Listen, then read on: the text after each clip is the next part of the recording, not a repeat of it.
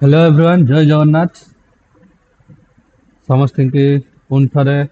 S&P tutorial को स्वागतम।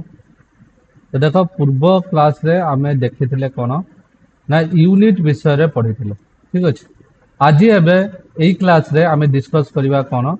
Dimension. First chapter तुमर थिला कोन यूनिट एंड डायमेंशन। मु सबु गोटे गोटे फिजिकल क्वांटिटी डायमेंशन डिस्कस करिवि नाही। मु कोन करिवि जनरली तुमु गोटे ओवरऑल देदेवी समरी टाइप रे देदेवी तुम्हें निजे से कैलकुलेट करियो। मु खाली वीडियो देखेबी जे हाउ वी कैन कैलकुलेट और how we can find out the dimension of a physical quantity. So first is dimension. What do you mean by dimension? Dimension कहले कौन बुझा जाए? आमे जानिले कौन देखो फिजिकल क्वांटिटी दी टाइप्स रो अछि। गोटे हला कोन फंडामेंटल आ गोटे हला डिराइव। ये जो derived physical quantity अच्छी derived physical quantity depends on the fundamental physical quantity. But how it depends on the fundamental physical quantity? ଗୋଟେ derived physical quantity କେମିତି fundamental physical quantity ଉପରେ depend करे ସେଇଟା ଆମକୁ କିଏ କହିବ dimension। ତ dimension କଣ? Power of fundamental physical quantity which express the which express power of a fundamental physical quantity which express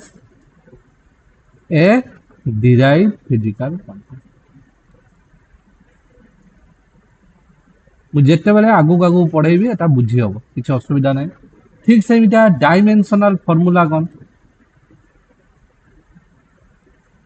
जदि पावर गुडा को आमे मैथमेटिकल टर्म रे लिखिबा शॉर्ट रे आमे कहि परिबा dimension written in mathematical term.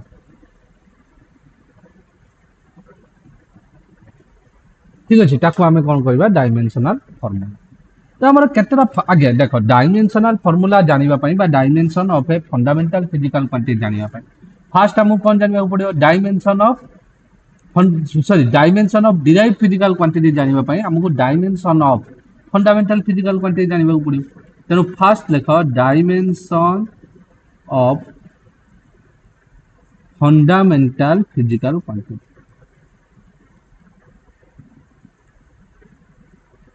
SI system रे केतना फंडामेंटल फिजिकल क्वांटिटी अछि? 7टा। तो 7टार आमे डायमेंशन देखिबा। ठीक अछि। एइथि लेखुजी फंडामेंटल क्वांटिटी डायमेंशन नेक्स्ट हला कोन डायमेंशनल फार्मूला। देखो फर्स्ट आछिला मास। मास तो एटा कोन मु कोन कहि which express a derived physical quantity और जदि आमे कहबा और आमे एटा डायमेंशन ता एमिति करि कोन कहि परिबा dependence of a physical quantity on a fundamental physical quantity। केमिति गुटे फंडामेंटल फिजिकल क्वांटिटी ऊपर गुटे फिजिकल क्वांटिटी डिपेंड करते ताकू आमे कहबा डायमेंशन। मास मास टाइम ऊपर डिपेंड करे नाही। अच्छा लेंथ ऊपर डिपेंड करे नाही। तेनु डायमेंशन ऑफ मास केते हला 1 इन मास पावर डायमेंशन कोन power 1 in mass 0 in length 0 in time.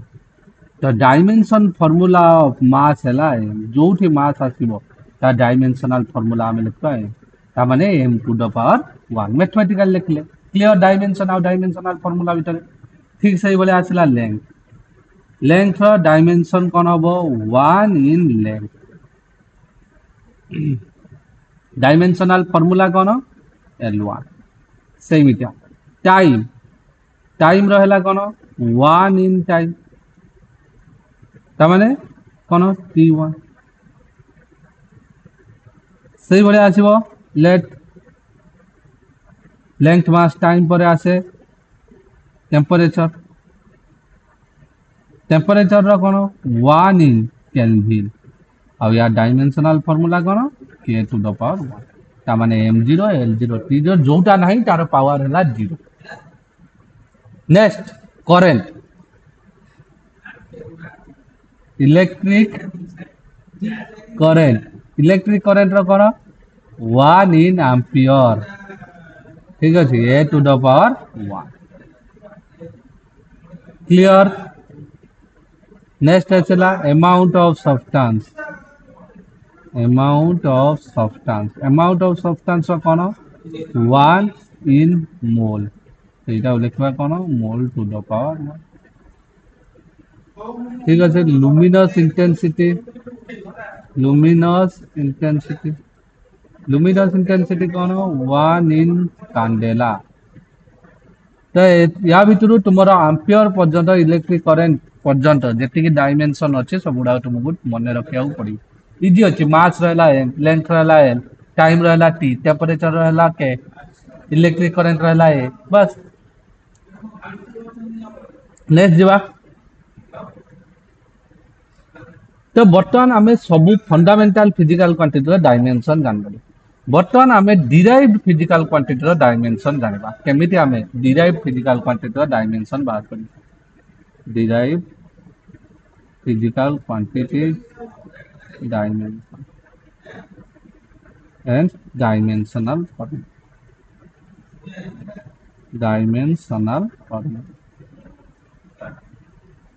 ये डायमेंशन ला बहुत सारा यूजेस अच्छी इन फिजिक्स देखिवा धीरे धीरे आगु देखिवा देखो फास्ट रहा फिजिकल क्वांटिटी नेक्स्ट कौन फॉर्मूला ये फॉर्मूला रो हमको जना पड़ जो जे केमिति गुटे फिजिकल क्वांटिटी डिपेंड अछि on A derived physical quantity सो ने फंडामेंटल फिजिकल क्वांटिटी गुटे फिजिकल क्वांटिटी गुटे डिराइव्ड फिजिकल क्वांटिटी केमिति गुटे फंडामेंटल फिजिकल क्वांटिटी ऊपर डिपेंड अछि हमें कोठो जानि परिबा बाय फॉर्मूला तापर हमें कोन करबा ना सेही जो हमें डायमेंशनल फॉर्मूला पाइ डायमेंशनल फॉर्मूला पाई गले आमे तार पावर को डायमेंशन भाव में लिखि परिबा आउ एठो आमे कोन लिखि परिबा यूनिट भी साथ जानि परिबा जनरली आमे एथि एसआई यूनिट लिखबा फर्स्ट मु एग्जांपल तुमन रहउची कोन एरिया सिंपल एरिया रा कोन लेंथ इनटू ब्रेथ इटा हला एरिया रा फॉर्मूला तो लेंथ L1 डायमेंशनल फॉर्मूला पुणी ब्रेथ है L1 बुझेला नहीं ब्रेथ भी कौन वन टाइप ऑफ लेंथ तो आम देख कौन कह ब्रेथ भी सही सेम लेंथ फिजिकल क्वांटिटी को बुझो जेटा मास को बुझौनी कि टाइम की बुझो ठीक अच्छे तो बर्तमान देख एल दीटार बेस बा आधार सेम अच्छे आउ दीटा जाक नंबर कौन है मल्टीप्लाई हो दीटा एक्सप्रेशन मल्टीप्लाई हो देन पावर कौन हुए आड हो जाए तो केते लिखवा L टू द पावर 2 बा मु लिखि परिबी m9 माने m to the power 0 L2 t to the power 0 clear आशा करछि जे बुझी पारथिबो कोन कहले आउ थरे कहि दउछि बा तुमे L1 लेंथ रहला L1 हमें ऑलरेडी देखि जंती लेंथ रहला L1 ब्रेथ भी वन टाइप ऑफ लेंथ तेनु L1 दीटा कोन करबा मल्टीप्लाई करबा ठीक अछि मल्टीप्लाई हे कि माने कोन करबा दीटा को मल्टीप्लाई हे कि तो कौन कह पावर आड हो तो डायमेंशन मु कौन लिखी 0 इन मास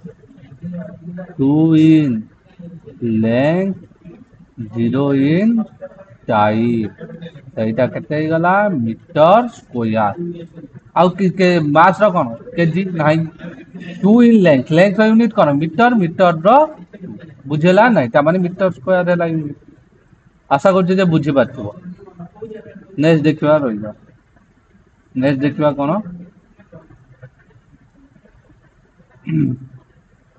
एरिया देखा एरिया गला नेक्स्ट देखा वॉल्यूम सिंपल मु स्टार्ट कर धीरे धीरे आगू आगू बढ़िया देख वॉल्यूम कौन मास सॉरी वॉल्यूम कौन length into breadth into height video pause करके तुम्हें निजे कैलकुलेट करो कौन हम यार value length into breadth into height length कौन जान लेंथ ब्रेथ है वन टाइप ऑफ लेंथ बस आम कही पार length physical quantity H height भी क्या बुझे लेंथ को बुझे तो मुझे कौन लिखली L1 into L1 into L1 तो क्या L to the power Q तो मुझे कौन लिखली जीरो इन मास नहीं माने zero three in length zero in time तो जनरली यही सिक्वेन्स लिखा जाए फास्ट मास तापर लेंथ तापर टाइम यही सिक्वेन्स ही लिखा जाए तेणु एटा चेंज करिवो ना तो लेंथ कौन है देख मिड लेंथ के ऊपर डिपेंड कर लेंथ यूनिट कौन metre metre to the power next देखा गोटे आसे डेंसिटी डेंसिटी फॉर्मूला कौन मास डिवाइडेड बाय वॉल्यूम तो मास आसीगला मास है केते m1 डिवाइडेड बाय वॉल्यूम रो केते l टू द पावर 3 तो ये मुझे लिखिपारि m1 केते डिवाइड हो लिखे सबुरा मल्टीप्लाई हो रहे तो l टू द पावर केते माइनस तो ये कौन लिख 1 in mass minus 3 in length तो यार यूनिट केते हो गला केजी बाय मीटर क्यूब और आम लिखिपार KG metre to the power minus 3 बुझेला ना बुझेला सेमिटा मु गोटे नौ डायरेक्ट वेलोसिटी वेलोसिटी फॉर्मूला कौन distance divided by time distance केते डिस्टेंस फॉर्मूला कौन डिस्टेंस है distance one type of length but distance length बुझू physical quantity L1 by time है T1 केते हला इटू L T to the power -1 और 1 इन लेंथ -1 इन टाइम 0 इन मास ठीक अच्छे तो यहाँ कहते मीटर बाय सेकेंड और we can say metre second to the power -1 length रहा मीटर टाइम रहा second to the power t to the power 1 तो second to the power -1 next है कौन लेट जीवा आम फोर्स फोर्स कौन फोर्स रहा मास इंटू एक्सीलरेशन तो बर्तमान देख आम एक्सीलरेशन जानना केमी जाना ताले मास इंटू ये लिखिपारि एक्सीलरेशन फॉर्मूला कौन वेलोसिटी बाय टाइम ठीक अच्छे तो बर्तमान देखो मास रहा एम इंटू वेलोसिटी केते L to the power 1 T to the power -1 just आम ऊपर बाहर कर टाइम केते टी तो केते हला एम एल 1 टी देखो टी टी डिवाइड यार पावर केते 1 तार पावर -1 कौन हम पावर कौन हो माइनस -1 इंटू -1 केते हला m1 l t to the power -2 ठीक अच्छे तो यहाँ लिखिपार कौन 1 in mass 1 in length and -2 in time तो यार यूनिट कौन हम मास है कौन केजी लेंथ है metre to the power 1 second time रहा सेकेंड टू द पावर -2 है और एटा गोटे कौन कहुए न्यूटन न्यूटन और कैपिटल ठीक अच्छे तो ये तुम आग को बाहर कर पार बहुत सारा फिजिकल क्वांटिटी अच्छी फॉलो SLR ठीक अच्छे जो बहुत सारा फिजिकल क्वांटिटी देती अप्रोक्स तुमको 60 हाँ 60 के 61 पाखापाखि देती तुम फिजिकल क्वांटिटी तो युवा को तुम्हें मन रखा चेष्टा कर फॉर्मूला ठीक अच्छे पुणी देखा नेक्स्ट वीडियो रे बाय बाय फुल लक।